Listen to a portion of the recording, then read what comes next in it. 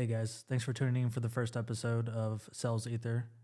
SalesEther.com, the SalesEther Podcast, SalesEther YouTube channel, whatever you're watching this on. I just want to thank you for tuning in for the first episode. I did film the first episode with a few of my buddies, in which you'll see going forward. I was just a little unhappy with the intro. So yeah, SalesEther.com or the podcast or whatever you're watching on YouTube has one very simple purpose. It's just a podcast about sales. Very simple, straightforward. When I think about the listeners of the podcast, I think of 23-year-old me that just needed some advice on how to get started and needed a way to go. So thanks for watching the podcast. Hope you like the first episodes. Basically just, about working commission versus hourly and why we think it's better to work commission. Everyone's entitled to their own opinion. We just had a couple discussions about it. Hopefully you enjoy. And again, my name's Robert Rodriguez. A little about myself before I move on to the main video / audio of the group discussion. I've been in sales for the past 5 years in many management positions on the floor in the automotive world.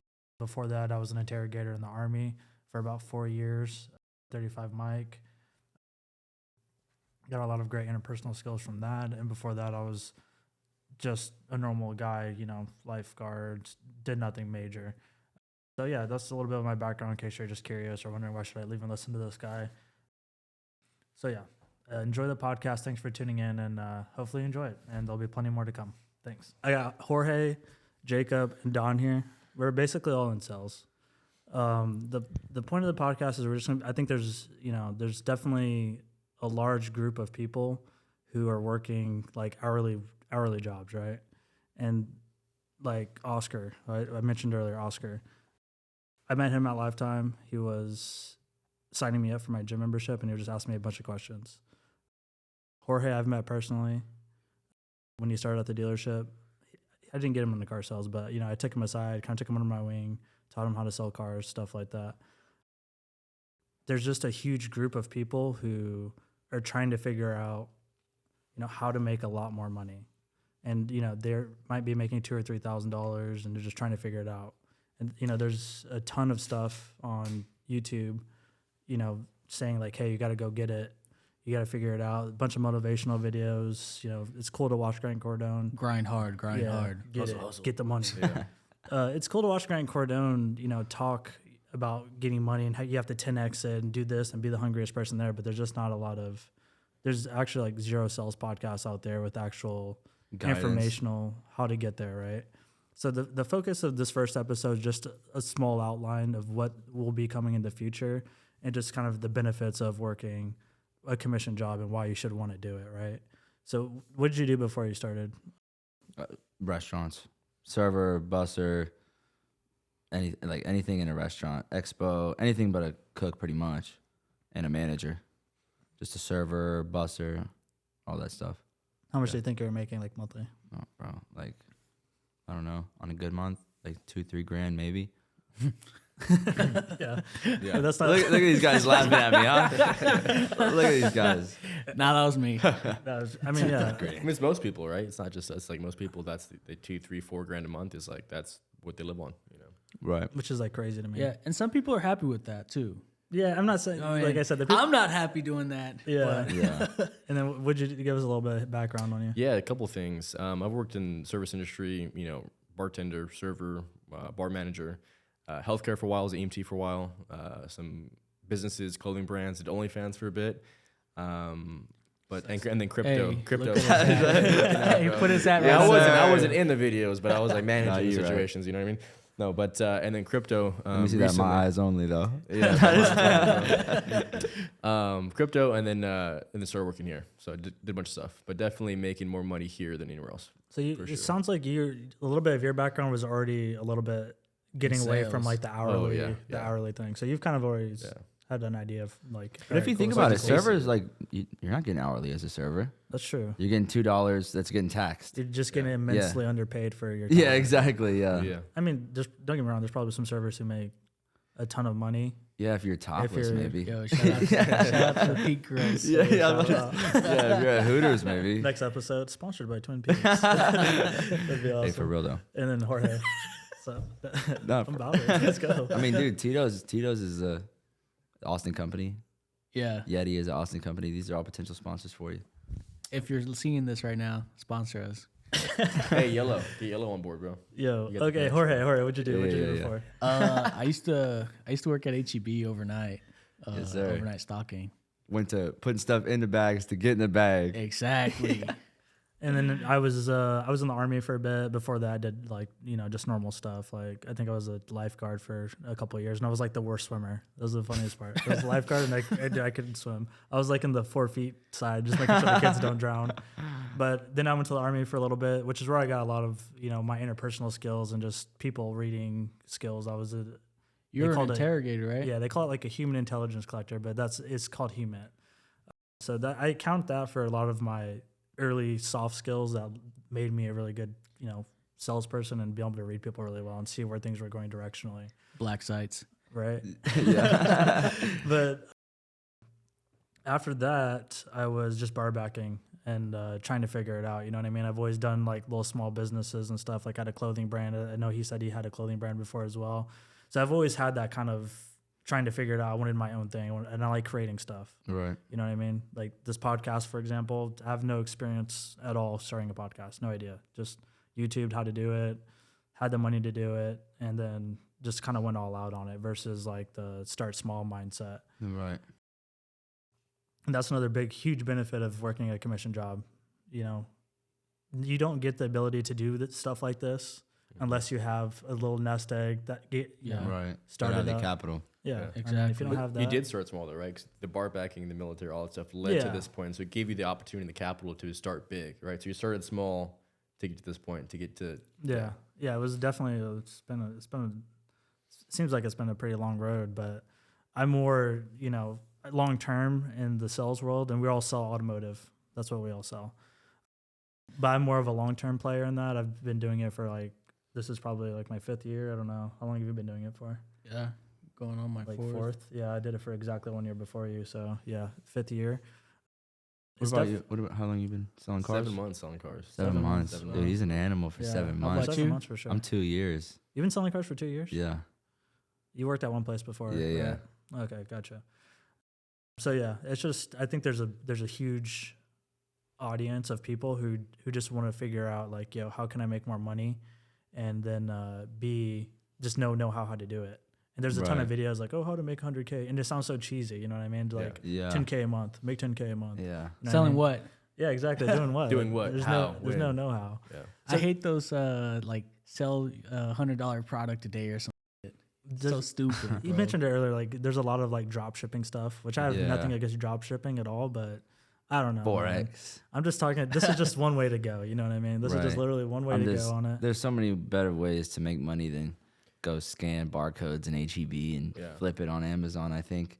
But I'm not knocking it either, but I think like that's a good stepping stone into somebody that's wants, to be sort of an entrepreneur, or as an entrepreneur we call it in the dealership, because you're in their bubble. But Exactly. And it's definitely, I can see it in people. It's kind of weird. Not that's not weird, but I'm just saying I can see it. And when I meet someone, I can tell someone who would make it and like, hey, you need to come work for me. Like Yeah. I said, mentioned earlier, like Oscar, I can tell when someone's like hungry and when they can succeed at it. And I bet you there's like a huge amount of people who've all kind of have that kind of just something inside of them that's like, I need to do more right now. And so they just don't have a way to do it. And that's kind of the point of the podcast, really just help people. I'm at a point financially where, I could just not do this. We can just continue doing what we're doing at work and I can sustain everything I'm doing now. But, ultimately, we talked about it before, making a bunch of money is cool and everything, but without a higher purpose or finding a niche. yeah, or, it's just a hamster yeah, wheel. yeah, for sure. Exactly. Definitely. Yeah. I'll just start with Don. Let's just go through, for someone who's watching this, I guess, what is like a skill that is super important to have that would be beneficial in sales that you think kind of separates you? Be personable, I think, is like one of the best characteristics that you can have as a person. But it's kind of hard, right? Because can you really learn to be personable? No. I feel like it's something that, like, if you naturally have it, right? Because what's the saying about, like, finding something that you love, but also finding something that you're good at, and then trying to find a area there. Like, I think the reason I wanted to be in sales and really automotive sales to begin with is because like I was already good with people. Like us that have already been in the restaurant industry, that like that's our bread and butter, you know. So for us that have already been doing it, that are good at talking to people, creating relationships, like you said, holding a conversation. Yeah, exactly. Sorry to cut you off. No, I mean, holding a conversation. No, just like no, but yeah, I think that's my thing is like if you're personable, and you can create a relationship. Automotive sales, any sales, people are gonna buy from people they like, right? So if somebody comes into the dealership and like y'all don't really click, like all of us could have kind of had that before, and like there's a small part of me that's like, man, like I'm not really vibing with this guy. Yeah. Like there's not really gonna be a good chance that he buys from me if he doesn't love me by the end. Like if I can't give him a hug and it not be weird at the end, like for me, like you know what I mean? Like I'm not doing all that though. yeah. What do you think? Yeah, what's funny is that I feel like I'm different from. I think me and you are both kind of more passive in our walk arounds or talk to customers. for Like sure. I'm kind of people like me and they trust me, but I'm like I actively try to be non-salesy. Like when I sell a car, I'm like, yeah, this is a car here, Toyota, whatever. It's a trip Ford, but I'm not like, hey, this is the 22 Toyota. Like check out this rent. Like that works for some people, and you do a great job at it. Yeah. But for me, I've been successful in just being real with the person, so they don't see me as a threat. They don't see me as someone trying to sell them something. Right. And I just stay persistent, but persistent in a way that doesn't get their defenses up. Yeah. Right. And it's just having that dog in you. You keep going, but it's learning that balance point of keep going, keep pushing for that close without them feeling like you're getting closer and closer. So you walk a mile by a step. You take one step closer, one step closer, one step closer, and they don't feel like they're being charged. Right. You know what I mean? What about It's you, like, Robert? 10 steps to the sale. I'll go. For me, I think the biggest thing is like you're saying interpersonal skills, and then also, so that's just the ability to talk to people, the ability to when you can sense that hey, this person's not really vibing with me, Right. to still continue to go and get to find out what the issue is, and that's. The I mean, other thing. how long do you guys think you can make a friend, right? And that's the like- crazy part is there's this huge like misconception that you going to build a relationship. I feel like kind of like to what you're saying is my thinking on it. This guy knows he's not going to invite me to his birthday party. I'm not going to become his best friend after Right. this. So it's just to be able to not waste their time, be clear and concise, understanding Right. of why they are there for. And I repeat back a lot of things that they say like, hey, so I need this, blah, blah. Like, they're like, yeah, so I need a truck, blah, blah, blah. I'm going to be doing some off-roading, blah. So, okay, sounds like you need a truck because you're about doing some off-roading. What are you Right. driving now? And then, hopefully he says something like, yeah, I'm in a Corolla or a Camry or just something Yeah, that does right. not do that at all. Right. Then you can take that little nugget and then use it against them. Right. You know what I mean? Bring it up and you're like, hey, man, you need this truck. I know you Power need is it. in our hands. Yeah. Can't get in front of them. Yeah. You just got to be able to like uncover these little golden nuggets. Yeah. That's and a then good way be to able put to it. just grab them. Yeah, you just there's a little golden nugget. If you ask the right questions, they'll drop them on the ground and you just pick it up, put it in your pocket, Right. and then you're ready to dish them out at the end Exactly, to win the war. yeah. You know what I mean? To Yeah. them saying, yeah, that's definitely Right. it's a skill. Asking the right questions, being able to listen.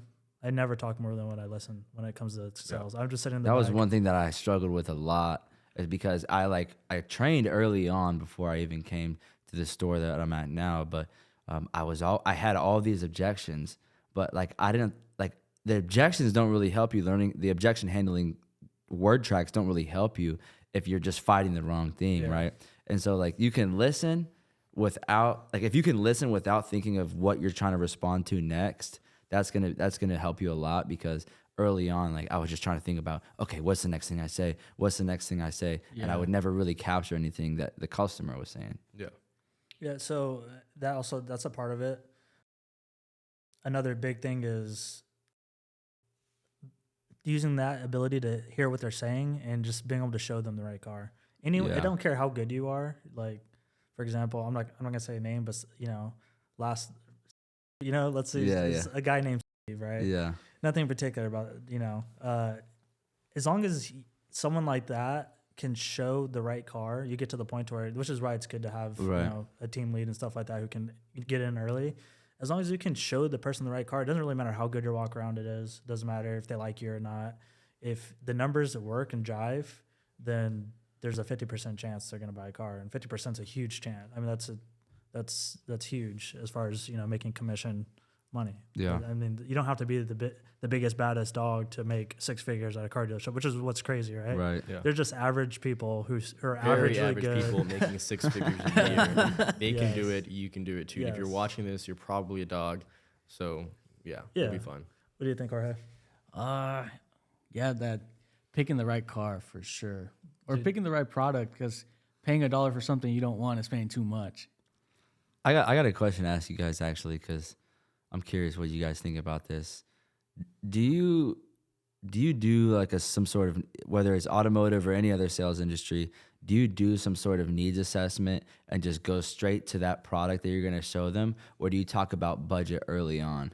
Which one do you think is better? Because would you rather show them the product and then try and sell them on that product and then tell them and explain why it's worth X amount of money? Or would you rather say, hey, I'm doing this and this, like this is how much I can spend. Okay, here's what you can get. Depends on the customer. Yeah, I was gonna say case by case Depends on- basis. Yeah, case Yeah. by case. And if usually I want to get the budget ahead of first, like how much do you want to spend? Get that rough estimate and then go find the cars. Because if they're on a Corolla budget and you show them a Corvette, it's not, Right, you're wasting yeah. your time and you're wasting their time. Yeah. You know what I Yeah. mean? Yeah. And that's part of being respectful with their time. And I think people overthink how awkward it is to ask someone, what's your budget? But it's really not. Right. I mean, you get to know them, you're sitting them down, hey, I'm just checking you in right now, wherever the case may be. You start going through a needs assessment. The very last question you ask right before, hey guys, I'm about to go grab something for us. I think I have the perfect car. What were you trying to spend monthly? You know, what would you have in mind monthly? Just rough. And I always say just roughly. It doesn't have to be exact or anything, but what were you Right. thinking? Right now, like 15,000. well, when I'm saying monthly, I know, I'm I just- say monthly just Oh, so that okay. way I know a monthly Yeah. payment, right? So, Right. and if let's say that But then do you follow that up with how much money down? no, No. not even. You I don't should. care. I mean, because what if they say $400 a month and I'm about to show you a Tundra? What if the guy has 10K ready to put down? Well, if in the case Yeah. like so after doing the needs assessment, if that's where I landed them on right now, you know, a Tundra 4x4 that's like 60K. Right. I'm gonna say, okay, at $400 a month, this truck is about 60. It's probably roughly gonna be like probably like $600 to $800. I'm very wide like that. I'm assuming you're gonna put some money down, right? Yeah. So I'll bring it up then. But if they're like nearby, then I won't even bring it up. But yeah, Gotcha. if they're way off, for sure. Yeah, you can give them a reality check for sure. Right. That's not the thing. Hey guys, I would hate to show you this truck, and then you think it's $400 a month. It's, I mean, Right. you know what I mean? You just Yeah. gotta Yeah. And part of that builds trust too. When you get someone on the budget correctly, and you're Right. not trying to oversell them, they trust you more. I think. yeah, for sure. But I think too, when you do that early on, I'll be like, look, like this is what you can get for this amount of money. But like sometimes I'll be like, in my opinion, a little bit more, and you can get this one, and it has this benefits, and you'd be surprised how many people were like, okay, that's the better pick. I feel like we're going over into the weeds though. of No, course. yeah, my right. bad. Like, yeah, Like the Yeah, point yeah. of the podcast It's- is supposed to be like commission versus hourly, and man, Right. that first video we did was the sauce, right? Yeah. But Yeah, no, but so yeah, I mean, we're getting into the more the specifics, which we'll have episodes about with other people Right, here right, and yeah. them.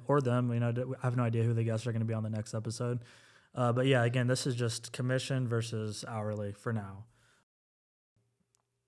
The main benefit of working a commission job is there's just no ceiling kind of to what you can make. And I think that's what a Scalable. lot of people want. They want to, you can't go somewhere, get paid $15 an hour, $20 an hour, and you know what you're going to make every single week. You're never going to get in a position to where you're making six figures doing that ever. You're never going to make over 200,000, that's for sure. And you're definitely never going to hit 300,000. Right. So I think car sales is a great avenue to reach some kind of scalability to where it is, more than the above average, to get in the top 5%. Everyone who's Right. here makes really good money. We're all probably in the top 5 or 6% of the U.S. earners, and we're just like normal dudes. And that's why also I put so much emphasis on making this a visual podcast and not just us recording the audio and posting it, Right. because I think it's important to see the people who are doing it are just like normal guys. You know what I mean? We're Right. not like, We're not robots. we're Yeah, not yeah. robots. We're not Grant Cardone. It's not Elon Musk back here. We're not already a millionaire Yeah. telling people how to make hundreds of $1,000s. I'm still Right. like in the grind, in the fight, as are everyone around me Yeah, right Right. now. for sure. And that's kind of there's no, I don't think there's anyone else who's hasn't made it already, but has a high quality podcast or, thing out there that's sales related in general, to be honest. What do you think? What do you think the biggest change that's happened to you since you started working commission versus hourly? Man, besides my pockets getting thicker. Yeah, besides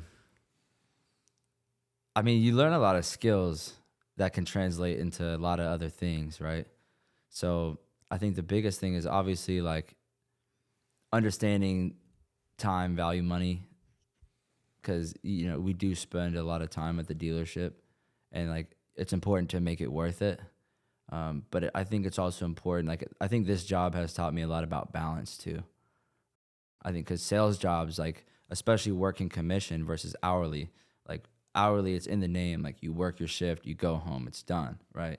But commission, like if you haven't like sold that one product that you're trying to sell, like you don't have to go home, and you shouldn't, right? If you're trying to hit your numbers, if you're trying to make money. So, I mean, I think I don't even remember what the question is. I'm trying not to go down a rabbit hole, but yeah, I think the most important thing I will learn biggest is thing that changed between like I hourly mean, and commission. I would say it's the skills that I learned.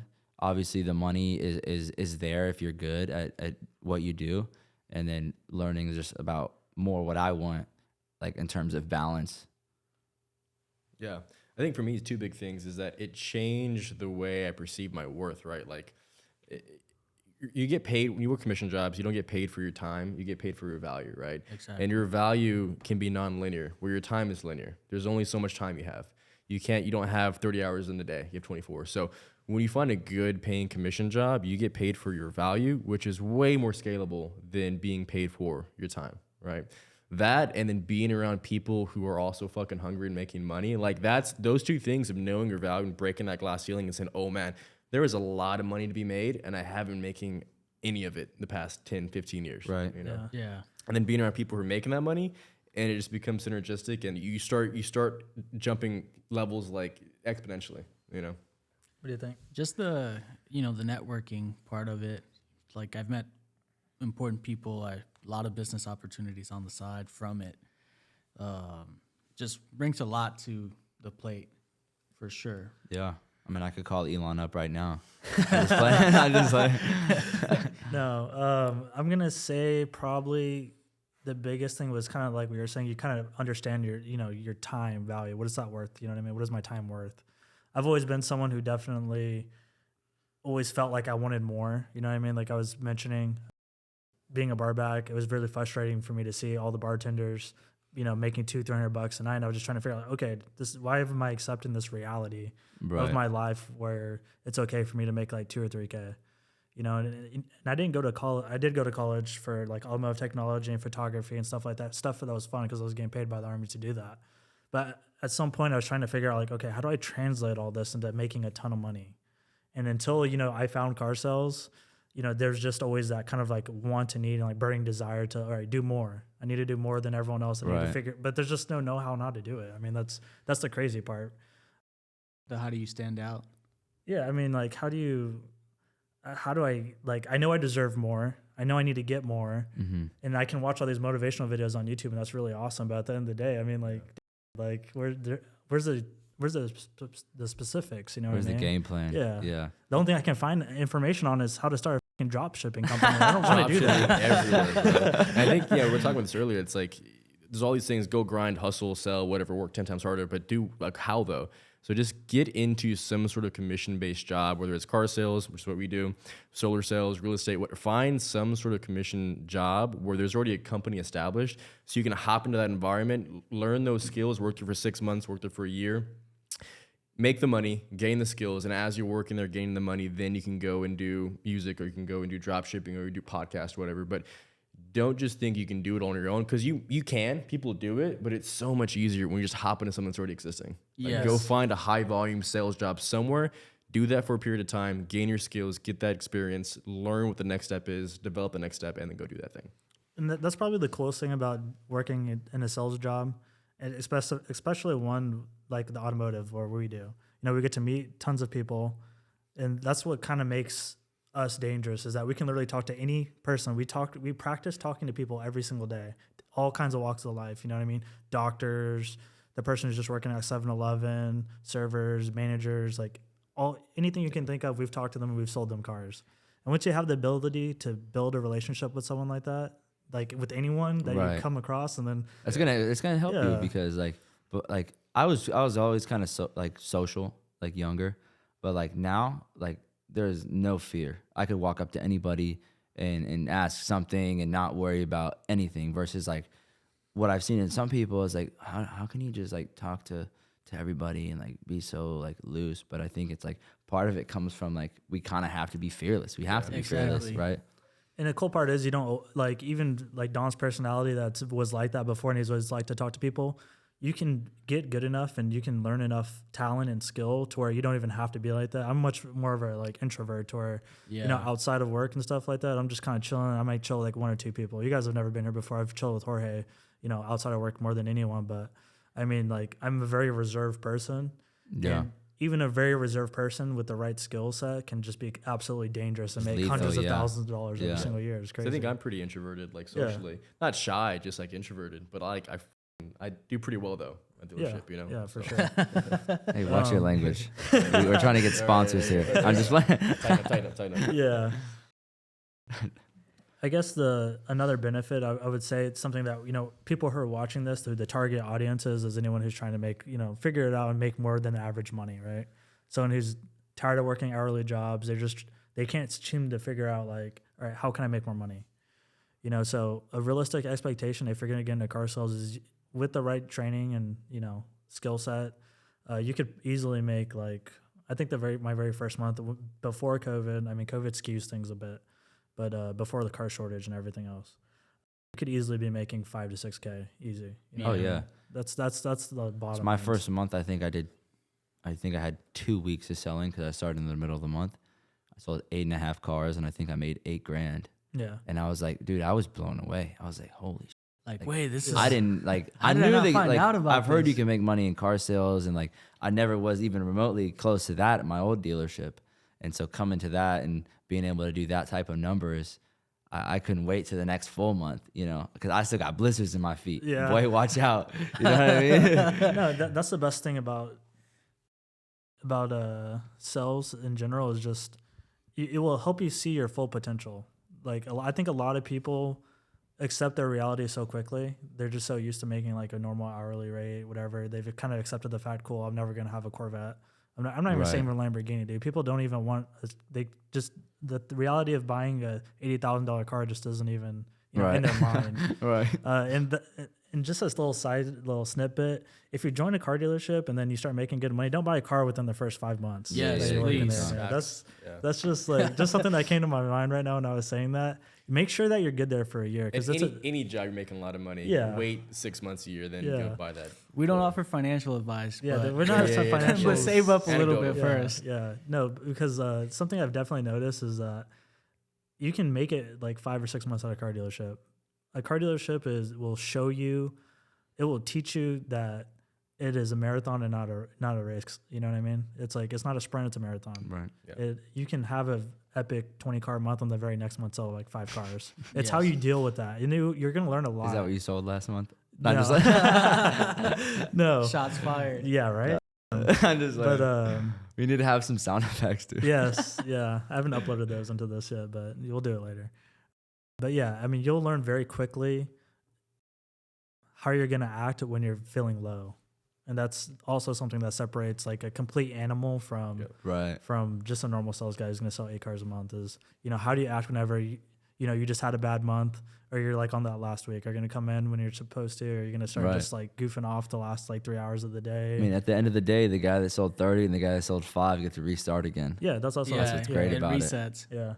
Shot clock. Yeah. I remember whenever, I mean, some of the best moments that I've had in the industry and like that are memorable to me was stuff like that. Like, you remember, obviously the first month I beat him, like no one had beat him in like a year or whatever. And like, I think he was sick for like 2 or 3 days or something. He kind of, Yeah. someone brought that up to me. He was sick. He must have had a really bad month if you Yeah. beat him. But I mean, that's the cool part about, if you're a super competitive person, you're just going to like thrive. It was at a in car dealership. January too. I don't remember what it was, man. I don't even remember what it was. But I remember was after I beat working him, Christmas I Day. got that little cube that said Salesman of the Month, and I still got that thing. It's in my bathroom Yeah. right now. That's what you need to put up here, dude. Yeah, I just had to get some stuff out. Oh, you're dog. right. You're know? right. We're gonna we'll get like a neon light sign Yeah, right yeah. here and a shelf up here with just like a bunch of random stuff on it or something. We'll figure it out. But yeah, I mean, Work in progress. still a work in progress. But yeah, I mean, the focus of this episode really is just to kind of open up the viewership a little bit, kind of like, hey, this is what's to come. This is what the whole podcast is about. Whenever I tell people at work or outside of work what I want to do, they immediately want to be involved. They're just like, oh, if you need someone, just, let me know. I'm down for that. Because there's nothing like this. There really is. If you try to YouTube right now, sales podcast or, how to make $100,000 or that's not going to be the title of this. But I'm just saying there's just not a lot of pertinent. Yeah, there's not a lot of pertinent information that's like valuable.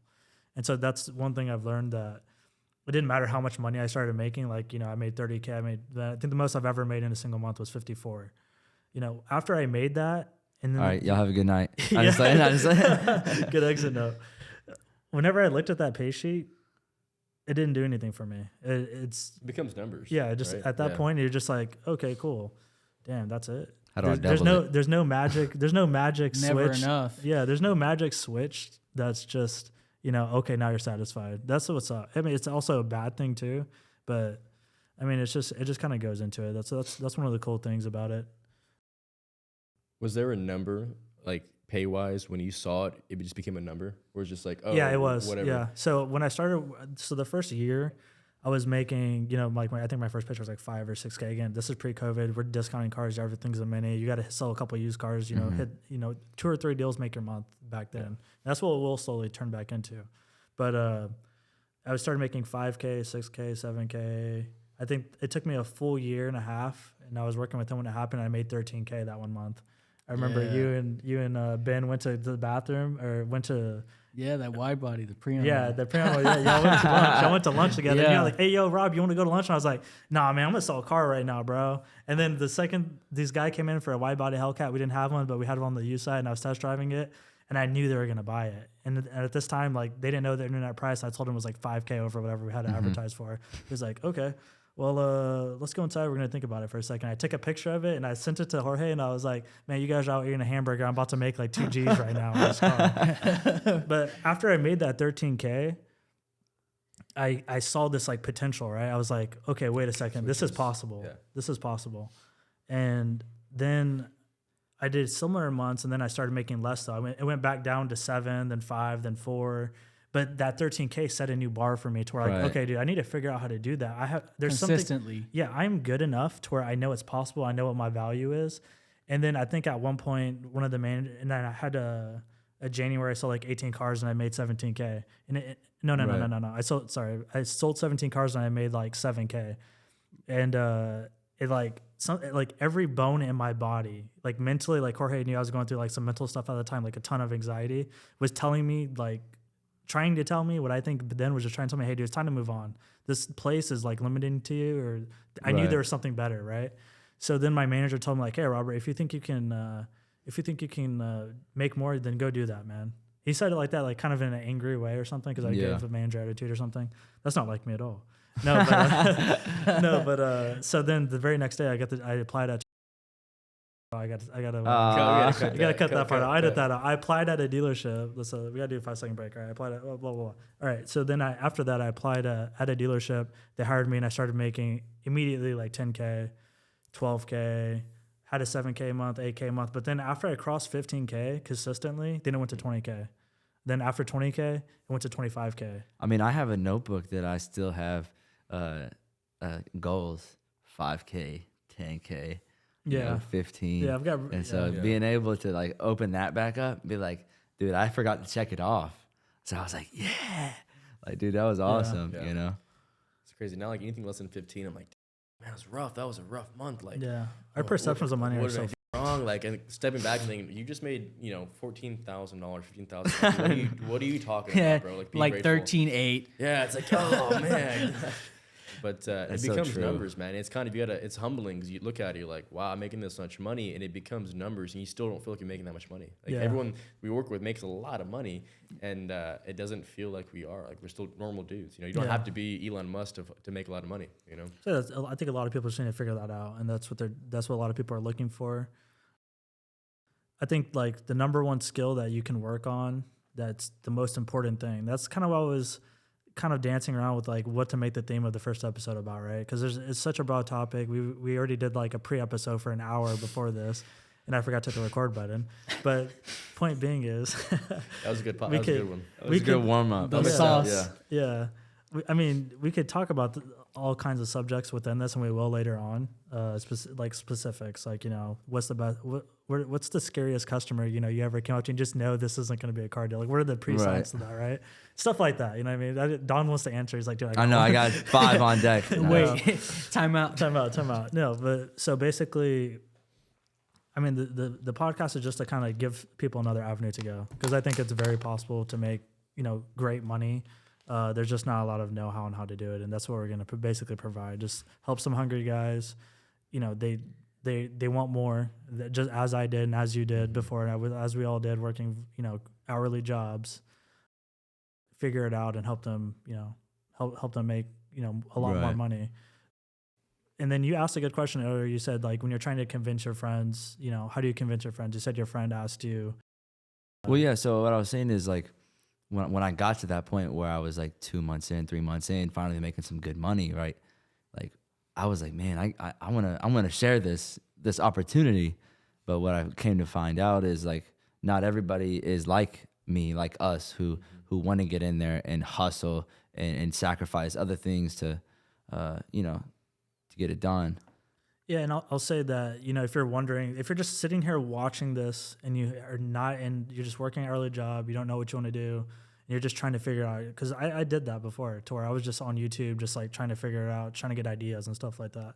You know, this is for anyone who's not scared to talk to people, because you're gonna have to put yourself out there and talk to people, and that's something that you can learn. You know what I mean? Mm-hmm. You can just be a normal person, a bar back at like I was, who're just normal guy. Put yourself in the position. You just got to figure out. You got to put yourself in the position to make the money. Right. If you don't Getting ever out your put comfort- You yourself, just got to get your foot in. yeah, you just got to get in that hallway. If you don't get your foot in the door, if you don't ever go out there and try to do it, it's not going to happen.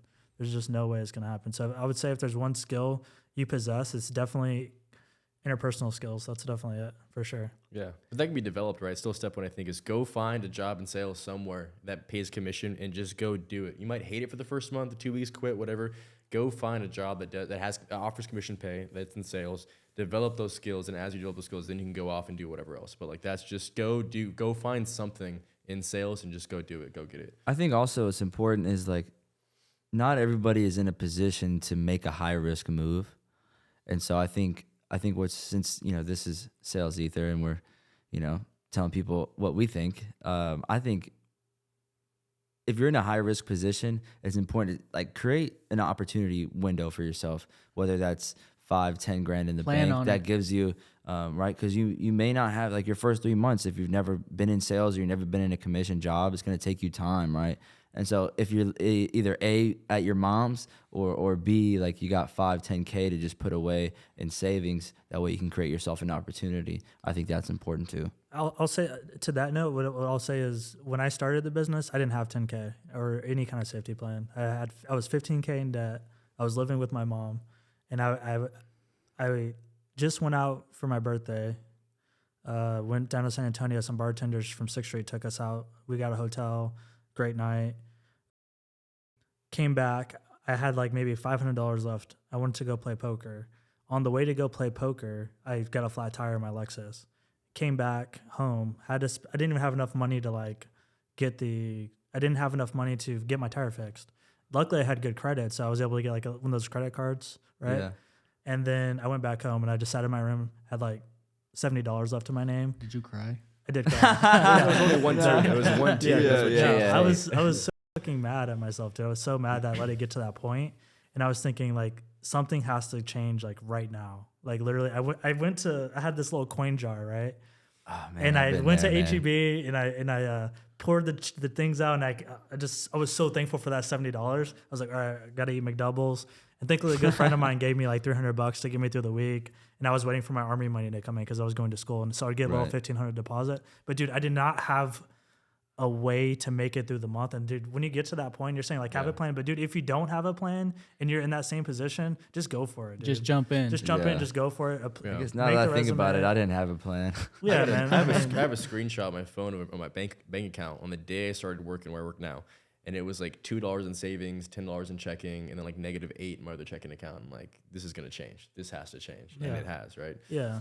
Yeah. And I mean that in that first 6 months of that's part of the fire that will make you succeed. You know what I mean? I had 15K in debt from just starting that clothing brand business I did. Yep. You know what I mean? I threw 15K at that without even having a backup plan. So for me to spend, 25K on the studio and all the Mac, I don't give a shit, dude. That's nothing to me. That's absolutely nothing to me. Not absolutely nothing to me like financially, but I'm saying that the risk of doing that is absolutely nothing to me. I bet on myself every single time now. And when you build that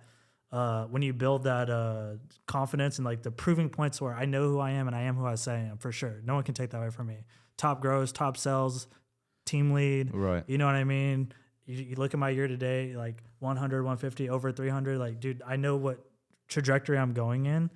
And you don't get to that point without just taking a big risk and hitting like rock bottom at some point, right? What's that? It's the confidence loop, right? So like the more you do, the better you get, the more confident you get, the better you get, the more confident you get. So just go out there and go do it. Go find a sales job. Get out of your comfort zone. Yeah, do it. Yeah, for sure. Robert, what advice would you give to people that are watching this that want to make a career in automotive business?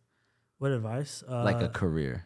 A career out of it. Right. Yeah, because I've so from a different 'Cause you've perspective, these pretty guys much are made all it a career, sales, yeah. right? So I was able to, in basically 3 years, make it pretty far up into management. There's not many more spots above where I've been at. To make it a career, you have to look past sales. So once you master how to sell cars, you're selling cars, you have to then learn how to build relationships with your managers, because it's a good old boy system no matter where you go.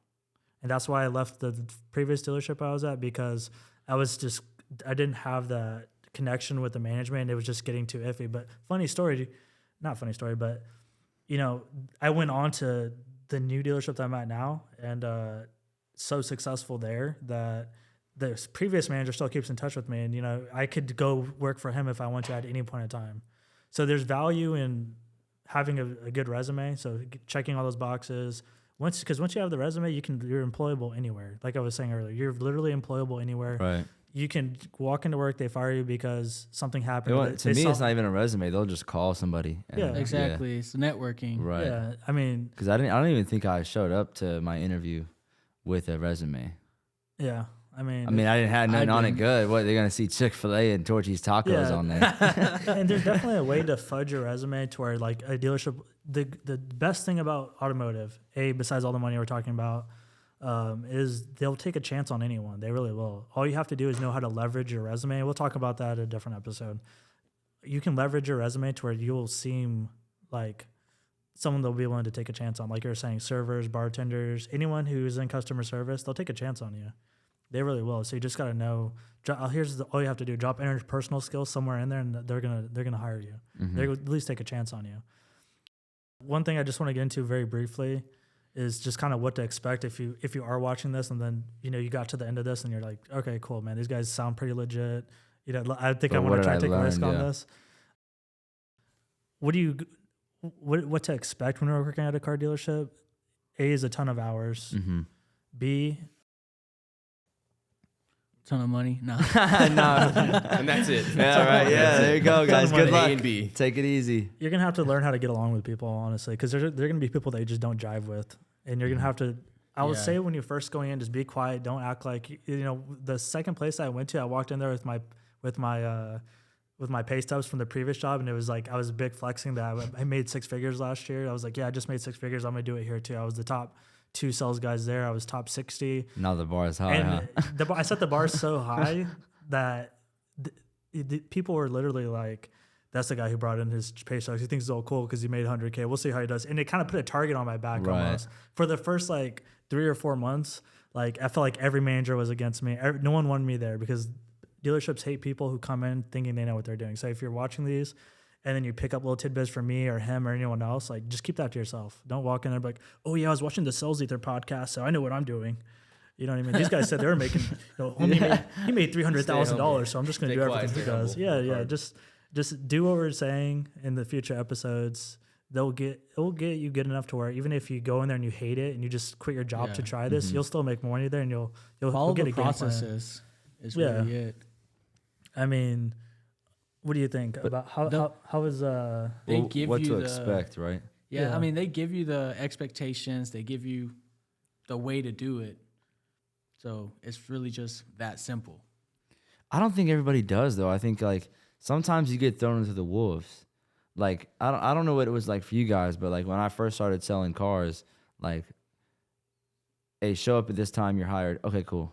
Right. And so I'm going home doing exactly what you're doing, talking about sales podcasts. I can't really find much out there.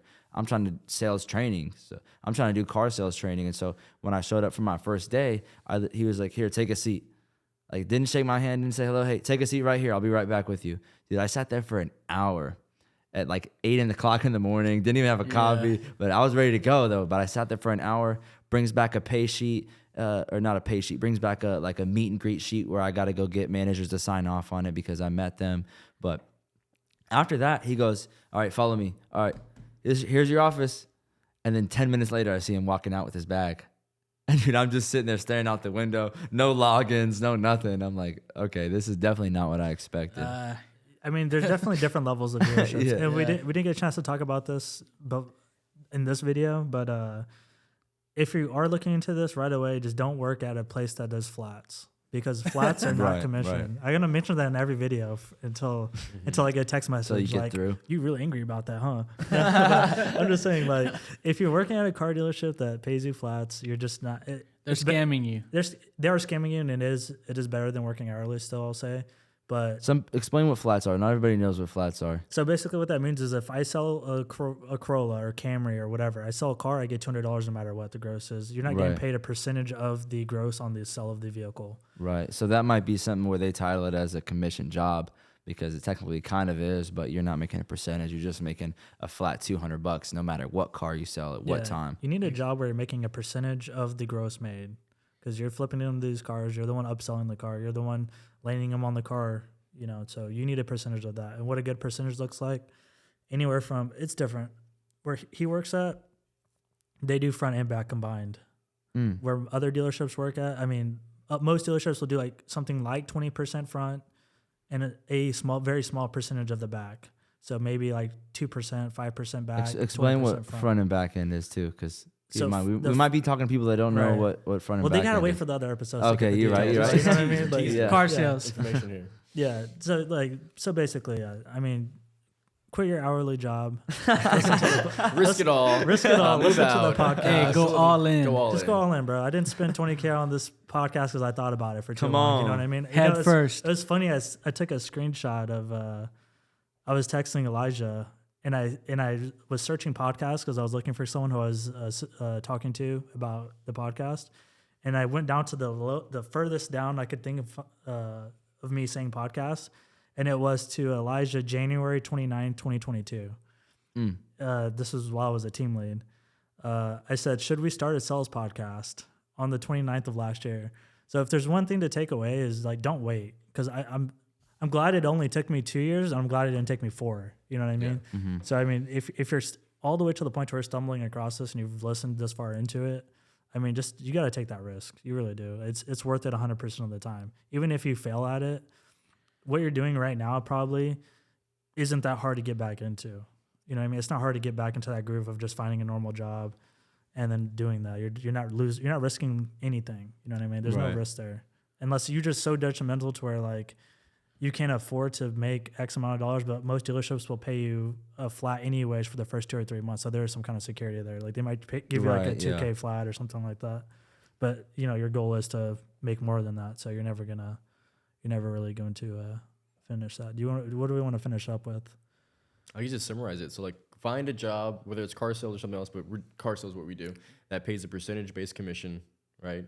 And go and just do it. No flats. No flats. No flats for No Robert. flats, dude. Don't work at Kia. I think you're talking about wings. But yeah, just go for it. Go find a company. Go get in between something of value and someone who wants that thing of value. Get in between that thing. Be of service by providing that person with that thing of value. Make sure you get paid on a percentage-based commission. and just hustle. But go to a place that's already existing that has that setup so you can go and tap into that framework. That's what I would say. Learn the basic skills. That way you can advance from there. And then from there, you can go anywhere. Hopefully they have the processes. And then make sure that within your first 3 months of car sales, you buy the most expensive car on the lot. I'm just like, So look, if you go somewhere and you happen to land somewhere that doesn't have any kind of sales processes and it's kind of like a dog-eat-dog world, I thrive on that. You know what I mean? That's fun for me. I know you would succeed at something like that. Your number one thing is get in front of people. That's it. Yep. Get in front of people and get them to the next step. That's one of the beautiful things about car dealerships. It's one of the nice things about it versus, which I have no experience in solar sales, right? I don't know. Yeah, don't look at me. Anytime someone comes to my house and tries to sell me solar, I'll like entertain them. And I just met this one guy and I was like, man, he'd be so good at car sales. yeah. And I really thought about it, but Hey, hold on. Quick question. When you guys have door-to-door people show up at your door, do you guys listen to the pitches and stuff? yeah, for I sure. like to. Absolutely. Every time I do. Dude, I I had got this to, one bro. guy come over here because, this is all new buildings, over here, all these houses. It's a new house. We're just with some of your neighbors. What neighbors? I don't even got neighbors yet. Yeah. But, dude, the guy carried the conversation so well and just, like, asked me the right questions. Like, do you own your electricity? Which I think having solar panels is a complete scam, to be honest. Owning your energy. I don't even know enough about it, man. I think like they try to sell you the solar panels and it's like $30K. You're basically financing it. So it's just like, all right, in $30K, do the math, bro. $30,000 before I get my return on investment. The house is already paid off. I won't care by then. You know what I mean? The point being is when someone comes to the dealership, they're already looking for that. You're not bugging anybody. Yeah. You're just helping people. You're just talking to people. You're just helping them find out what their need is and show them a car, get to know them a little bit, and we'll talk. Well, I think the next episode is definitely going to be how to get the right questions to ask, and then what information are you looking for out of a customer, right? Whenever your very first meeting, what are the most important tidbits that you need to pull from the customer to make the right decision on picking the car? I mean, that's that in itself. Knowing when to shut it's a good one. Yeah, that's for sure. Like Justin, dude. Yo, shout out, boy. Hey, you're awesome, bro. He's a prime example. Like, if anyone can make it in the business as long as you put in effort, it doesn't matter what your talent level is. Exactly. But yeah, definitely there's a time and place. I don't think you talk. have to be the smartest to sell cars, which is nice. But if you are, It helps. It helps. No, you don't want to definitely be super smart. And misconception. I mean, I think a lot of people might say something like, "Well, I don't know anything about cars." You know what I mean? If you don't know anything about cars, it doesn't even matter. I still feel like I don't know that much about the product I'm selling, but like I'm good at selling it. Like Right. you'd be surprised how little you have to know about the product. You're selling the person, not the product. right. Selling yourself. Yeah. And I think You're selling your soul. I'm just like, Let me see. I think that we're basically going to wrap it off with that. I mean, next episode, we'll probably go into a little bit more, like I was saying, just right questioning to ask people what to expect a little bit more of a car dealership. The point, again, the focus of this is we're just trying to reach a new audience. I'm just trying to go over, what the podcast is actually about. What kind of stuff are we going to talk about? So from this point, you should have gathered, you should be looking for a commission-based job. You're wasting your time at an hourly job. You're never going to hit 300K a year at an hourly job. There's no one breathing Your down your praise back. is your paycheck. Yeah. Yeah, I think that's basically, that covers everything. you're going to cut it off. You got an outro? Hit him with your best Yeah. outro. I don't really have an outro yet. Hey, We're still under development. Drake so far gone. All right, we'll see you guys next time. All right. Peace. I'll remember to hit record the next episode. Oh, God.